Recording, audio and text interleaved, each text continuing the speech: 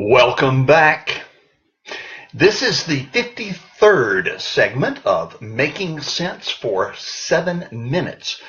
It's a summer-long series, Monday through Friday, where we are surveying in bite-sized pieces our historical narrative as given to us in the Bible, and asking always the immeasurably relevant question, so what?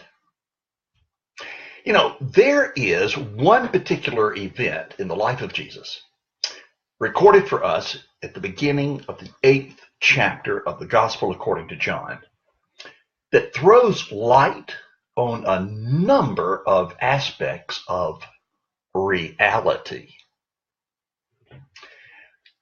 As we watch a large crowd gather to hear Jesus at dawn in the synagogue, we can see the spiritual hunger of people, a hunger for truth and meaning and direction, a hunger that is, of course, going to be exacerbated when those with the responsibility of providing spiritual nourishment have allowed themselves to become morally impoverished and ethically destitute. This was clearly the case in Jesus' day. It's the case to a large degree in our own day. But when the religious leaders had sunk to such depravity that they set out to destroy Jesus by exploiting the weaknesses and the sinfulness of a particular woman, and were perfectly willing to destroy her in the process, that is what it had come to. As this woman found herself in a humiliating, emotionally devastating, life-threatening crisis, she also found herself in the presence of Jesus, exactly where you want to be during a time of crisis. Because he is the only one sufficiently able and willing to provide relief, comfort, healing, understanding, strength, solutions. All that to say, to provide grace. Jesus is the one you want to have with you in whatever times of crisis you're forced to endure.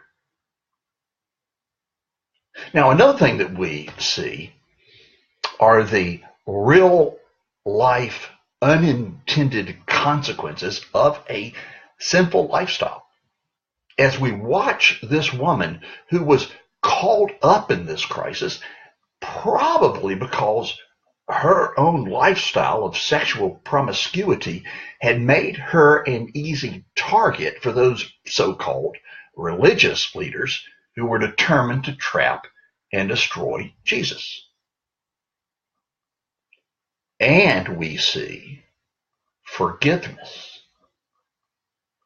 When the crowd, including the so-called religious leaders, had left, Jesus asked the woman, "Has no one condemned you?" She replies, "No one, sir." To which he says, "Neither do I condemn you." Listen, if you want true, penetrating, actual, cleansing, permanent forgiveness, go to Jesus. He's the only one who can provide that, as well as the freedom that comes with it. Later in this same chapter, John 8, we read where Jesus himself says, "If the Son sets you free, you are free indeed." And then we see the empowerment required to be truly free, provided by Jesus. After he tells the woman, neither do I condemn you, he then tells her, go now and leave your life of sin. Now, when he says this, he is not being flippant, and he's not naive, nor is he setting her up for failure. He knows full well her past and the temptations that especially plague her.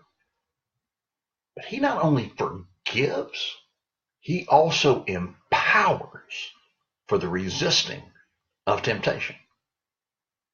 We're told in Paul's first letter to the Corinthians, chapter 10, verse 13, no temptation is overtaking you, but such as is common to man.